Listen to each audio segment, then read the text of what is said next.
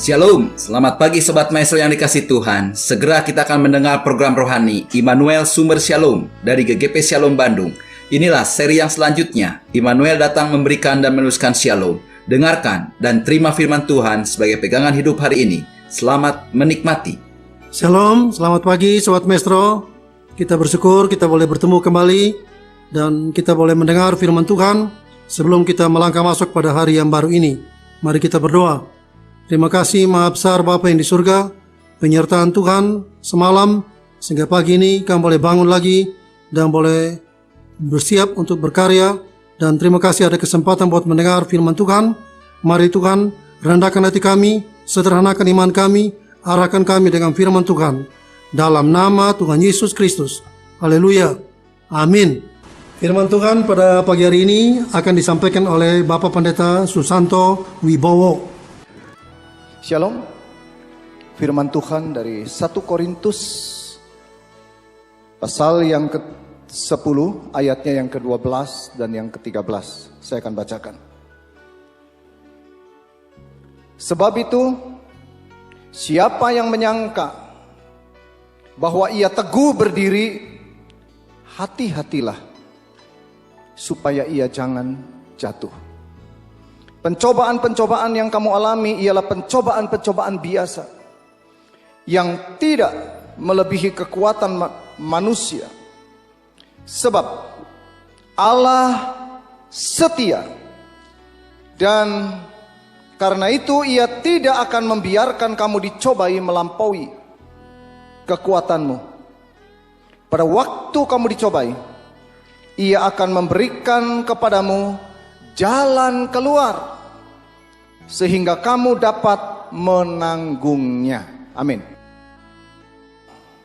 Saya melihat di dalam kehidupan apapun itu, termasuk dalam kehidupan bisnis, kalau saudara sudah mau masuk dalam dunia bisnis, dalam pelayanan, dalam rumah tangga, perhatikan. Mereka yang kuat, yang dapat bertahan adalah mereka yang terus diberikan makanan ujian.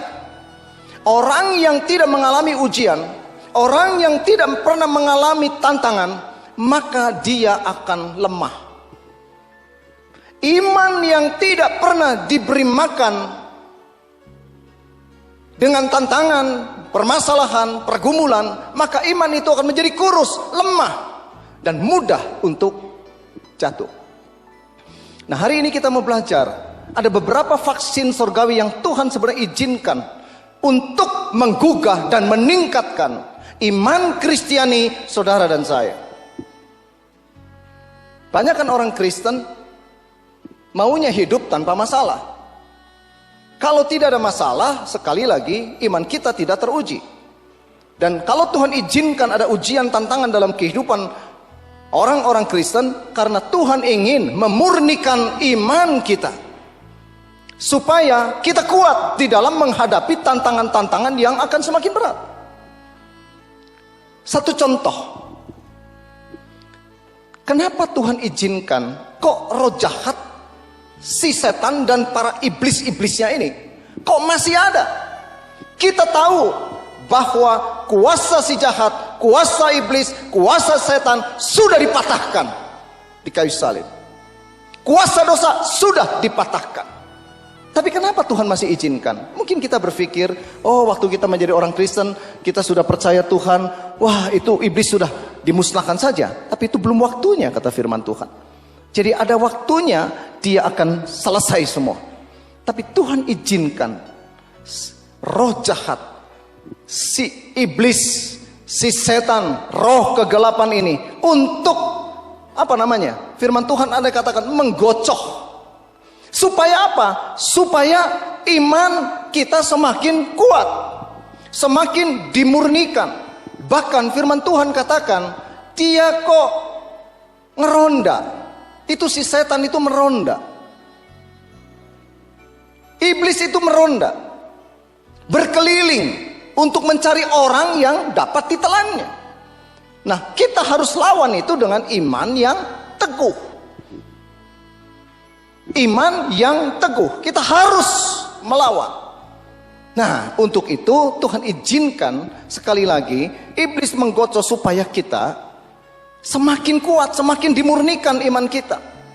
Kalau hidup kita biasa-biasa, gampang-gampang, enak-enak saja, maka orang akan menjadi lemah. Firman-Nya berkata, roh yang di dalam kamu itu lebih besar daripada roh apapun yang ada di dunia ini.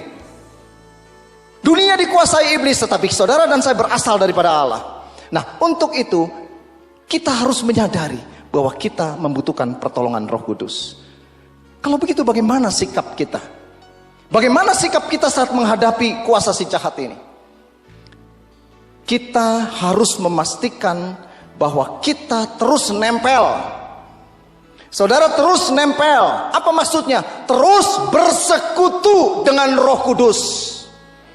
Karena roh yang di dalam saudara itu adalah kekuatan kita yang Tuhan sudah berikan.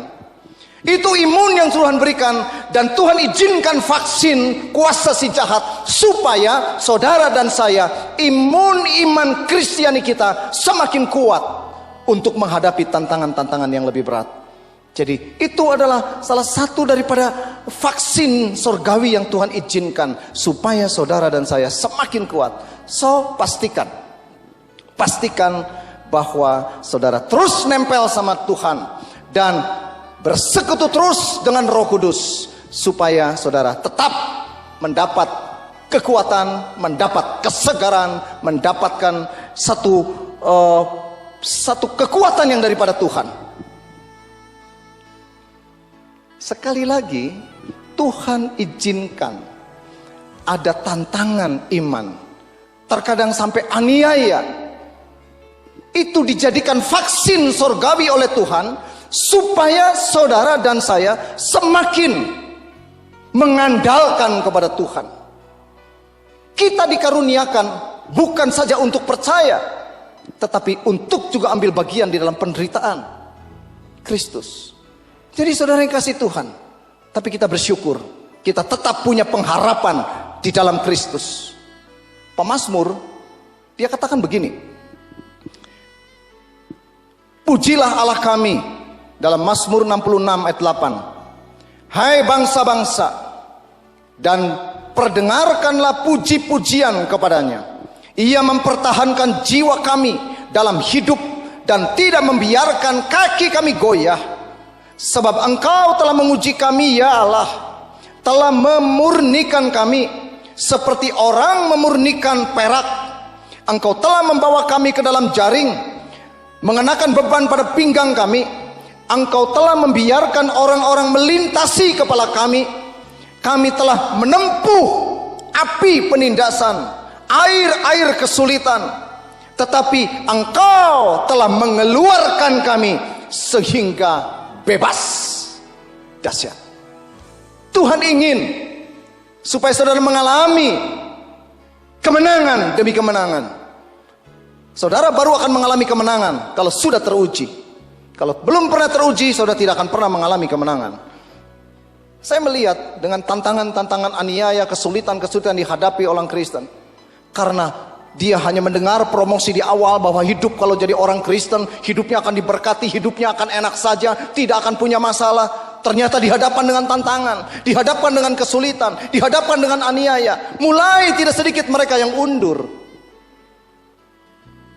yang meragukan akan kasih Tuhan. Tapi saya ingin beritahukan kepada saudara, Tuhan tidak punya rancangan jahat dan Tuhan tidak punya rancangan buruk. Segala sesuatu yang Tuhan izinkan terjadi dalam hidupmu adalah untuk kebaikanmu. Tapi Tuhan ingin supaya saudara belajar mengasihi Tuhan dan menyesuaikan diri dengan rencananya Tuhan. Jangan kita memaksakan kehendak kita dan biarkan Tuhan menyesuaikan diri dengan rencana kita.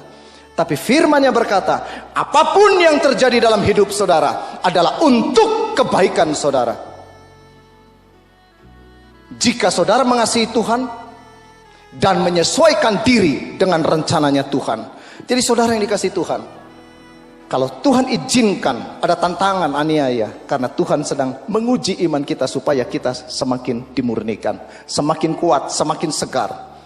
Dalam istilah manajemen, Ada yang namanya danger in the comfort zone. Bahaya dalam zona nyaman. Banyak orang terkaget-kaget dengan adanya COVID-19. Mereka yang tidak pernah teruji, begitu masuk COVID-19, liur, terutama hutang loba, liur mayar hutang. Teman saya kemarin kita diskusi, dia bilang begini, nanti tunggu bulan Maret. Apa maksudnya bulan Maret? Karena restrukturisasi dari pinjaman bayar bunga yang ditunda, nanti Maret terakhir harus kudu mayar KB. Nah, jadi kalau yang suka membeli aset tuh, nanti tunggu bulan Maret ya. Banyak yang dijual murah. Nah, kalau tidak teruji, maka kita merasa nyaman, comfort. Dan hati-hati, bahaya di dalam zona nyaman. Kalau saudara diberkati oleh Tuhan, tetap andalkan Dia. Tetap bersyukur akan anugerah Dia. Jangan menjadi sombong. Semua adalah karena anugerahnya. Jadi saudara yang dikasih Tuhan. Jadi Tuhan mengutus kita di antara orang-orang yang tidak beriman, seperti domba di tengah serigala. Mungkin kita mendapatkan tantangan dan aniaya karena mempertahankan iman kekristenan kita. Kalau saudara saat ini sedang dihadapkan dengan tantangan, percaya saja, percaya saja, percaya saja, Dia beserta dengan engkau dan Dia adalah sumber pertolongan bagi engkau. Saudara tetap taat dan setia kepada Tuhan. Tetap bersyukur karena saudara masih diberikan kesempatan, diberikan kehidupan, diberikan kekuatan, kesehatan. Tetap bersuka cita dimanapun dan dalam keadaan apapun. Hadapi itu, karena engkau tidak sendirian. Tuhan beserta dengan engkau. Aniaya, tantangan dihadapi oleh orang-orang Kristen, orang-orang yang ambil keputusan percaya dan terima Yesus sebagai Tuhan Juru Selamat. Apalagi, ini yang harus kita sadari, kalau saudara sudah masuk ke dalam dunia pelayanan, hati-hati. Tuhan juga kadang izinkan ada tantangan di dalam pelayanan sebagai vaksin sorgawi. Supaya apa? Dalam pelayanan saudara akan semakin dikuatkan. Semakin saudara mengandalkan kepada Tuhan. Kalau Rasul Paulus pernah berkata begini, aku ini seperti bejana tanah liat. Bejana tanah liat yang rapuh. Dan kalau aku kuat, itu karena Tuhan yang memberikan kekuatan kepada aku. Roh Tuhan yang di dalam aku yang memberikan kekuatan, yang menjadikan aku kuat ya. Bahkan dia dalam pelayanannya, dia minta Tuhan untuk melepaskan duri dalam dagingnya. Dia berdoa 3 kali, Tuhan cabutlah duri dalam dagingku. Tapi Yesus katakan apa? Kasih karuniaku cukup bagimu. Dia sudah menyerahkan segala-galanya buat saudara dan saya. Kalau saudara mau melayani Tuhan, percaya Tuhan memperlengkapi saudara. Percaya Tuhan menyertai saudara. Percaya Tuhan meneguhkan saudara. Percaya Tuhan memberi kekuatan kepada saudara. Percaya Tuhan memberikan kemenangan demi kemenangan di dalam pelayanan saudara. Bagian saudara dan saya. Terus andalkan Tuhan di dalam pelayananmu. I am with you. That is all you need. Kalau Tuhan menyertai saudara, that's enough. Semua sudah tercukupi. Rasul Paulus katakan begini, itulah sebabnya aku menderita semuanya ini.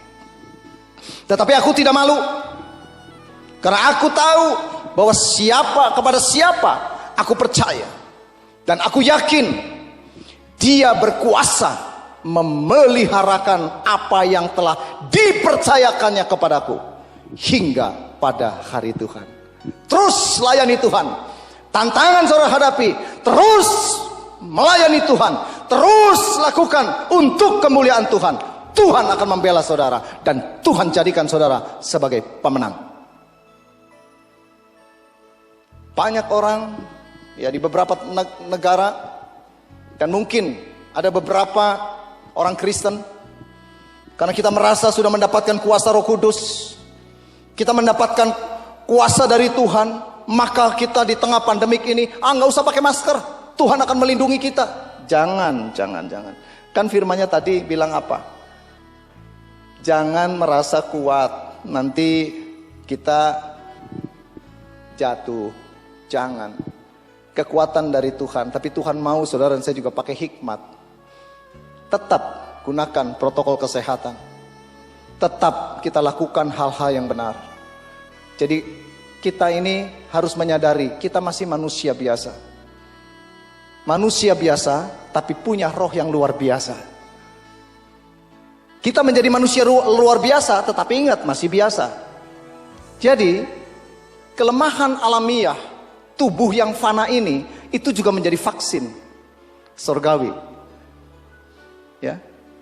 Kita semua akan mengalami lemah, mengalami sakit, mengalami tua, dan pada akhirnya mungkin kita akan meninggal. Kita akan mati. Tetapi percaya, Tuhan Yesus memberikan jaminan keselamatan kekal bagi orang yang percaya kepada Kristus. Tapi kita harus menyadari bahwa kita masih tubuh alamiah yang fana. Sekali lagi kita harus menyadari bahwa kita ini masih lemah. Punya tubuh harus dilatih. Karena ini merupakan satu vaksin surgawi untuk membuat iman kita semakin kuat.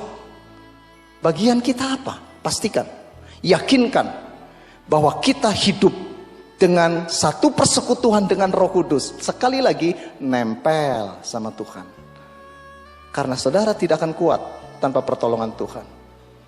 Karena kita, orang Kristen itu memang unik. Naturally spiritual, spiritually natural. Kita masih punya tubuh alamiah, tetapi ada roh yang luar biasa di dalam kita. Kita memang luar biasa karena kita anak Allah, anak Tuhan Yesus, anak Bapa yang di surga yang mengasihi kita. Dia menyertai kita. Tetapi ingat, kita masih manusia biasa. Jadi kita harus bergaul terus, harus bersekutu, harus nempel sama Dia. Berikutnya, karena kita masih tubuh alamiah, kita masih hidup di dunia, kita pun ada masalah.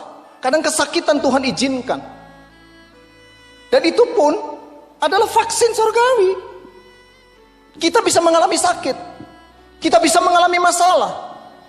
Dan setiap masalah dan kesakitan itu supaya membangunkan, menggugah, supaya kita semakin rendah hati, mengerti visi diri kita manusia, dan kita mengerti visi Tuhan dalam hidup kita. Siapa Tuhan dan siapa kita. Semakin rendah hati kita untuk terus berharap akan kuasa, kebesaran, kemuliaan, dan kasih daripada Tuhan yang senantiasa menyertai kita. Jadi sekali lagi, Tuhan sengaja mengizinkan ada masalah. Tapi saya percaya, Dia tetap menyertai.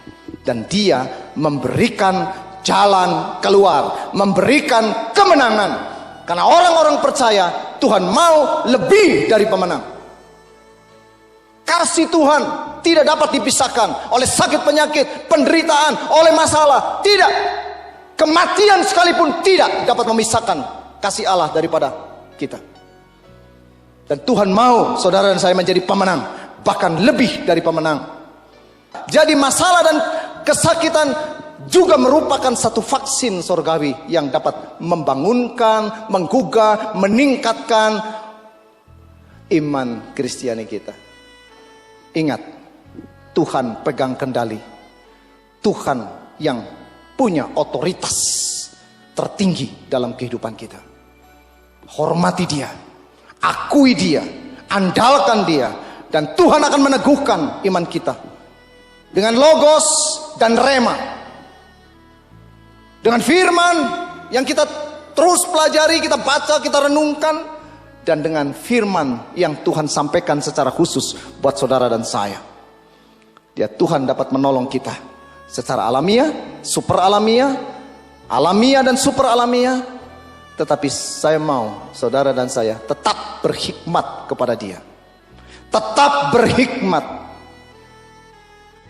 Dalam 1 Timotius 6 ayat 17 dan 19 berkata begini sampai dengan 19. Peringatkanlah kepada orang-orang kaya di dunia ini agar mereka jangan tinggi hati dan jangan berharap pada sesuatu yang tak tentu seperti kekayaan, melainkan kepada Allah yang dalam kekayaannya memberikan kepada kita segala sesuatu untuk dinikmati. Peringatkanlah agar mereka itu berbuat baik, menjadi kaya dalam kebajikan, suka memberi dan membagi, dan dengan demikian mengumpulkan satu harta sebagai dasar yang baik bagi dirinya di waktu yang akan datang untuk mencapai hidup yang sebenarnya. Banyak orang hidup dengan fiktif, banyak harta tapi nggak bisa dinikmati karena tidak dikaruniakan Allah menikmati. Tapi bersyukurlah kalau saudara diberikan karunia, ekonomi yang baik, yang melimpah, berkat-berkat materi yang melimpah. Syukuri itu, karena itu adalah anugerah dari Tuhan. Itu adalah berkat yang dari Tuhan. Jangan jadi sombong, tapi jadikanlah saluran berkat, nama Tuhan dimuliakan. Itulah beberapa vaksin surgawi yang Tuhan izinkan. Dan ada satu lagi. Nah, ini serum. Serum itu adalah darah yang disuntikan. Kita percaya bahwa Yesus sudah mati, darahnya tercurah, dia sudah bangkit dan dia sudah naik. Dan waktu dia naik, dimuliakan, rohnya dicurahkan. Dan pada waktu itu firman Tuhan katakan, aku di dalam Bapa, kamu di dalam aku, dan aku di dalam kamu. Ini keren. Jadi kekuatan yang ada pada saudara dan saya itu adalah karena dia di dalam kita. Jadi setiap mujizat yang terjadi, apakah itu rutin ataupun insidental, sekali lagi banyak orang terjebak dengan mujizat insidental. Tapi sebetulnya tiap hari Tuhan memberikan kepada kita mujizat-mujizat rutin. Kita harus syukuri akan hal itu. Dan itu semua rutin maupun insidental itu adalah merupakan pernyataan kemuliaan kehadiran Tuhan dalam kehidupan kita. Nah, kalau kita mensyukuri sampai kita berkata, itu Tuhan, saudara akan mengalami berkat yang paling besar pada saat saudara menikmati kehadiran Kristus di dalam hidup saudara. Apa yang tidak pernah dilihat mata, tidak pernah didengar telinga, tidak pernah timbul dalam hati manusia, itu yang disediakan Allah bagi orang yang mengasihi dia. Bagian saudara dan saya mengasihi dia. Dengan cara bagaimana mengasihi? Dengan cara mentaati apa yang dia perintahkan dari firman-Nya. Saudara yang kasih Tuhan, kita telah menerima vaksin surgawi untuk menguatkan, meneguhkan, menggugah, dan kita semakin kokoh, semakin kita mengandalkan kepada Tuhan. Jadi Tuhan berbicara melalui banyak cara. Bisa melalui alam semesta, bencana alam, tantangan kesulitan, jawaban doa, penginjilan, firman Tuhan, dan lain-lain. Semuanya untuk meningkatkan daya tahan tubuh. Tuhan telah menyatakan campur tangannya sehingga manusia berhasil memakai vaksin dan serum untuk menangani masalah-masalah yang dihadapi, wabah-wabah yang akan dihadapi. Dengan vaksin, daya tahan tubuh digugah, dibangunkan, ditingkatkan untuk menghadapi tantangan. Dan saudara yang kasih Tuhan, ini sudah teruji di seluruh dunia dari masa ke masa. Oleh sebab itu, percaya saja, kuasa Roh Kudus adalah kuasa kehidupan Kristus di dalam kita. Alkitab mengatakan, mata kita perlu dibuka untuk melihat kehadiran kuasa yang luar biasa ini. Kuasa yang sama membangkitkan Kristus, dia ada bersama saudara dan saya.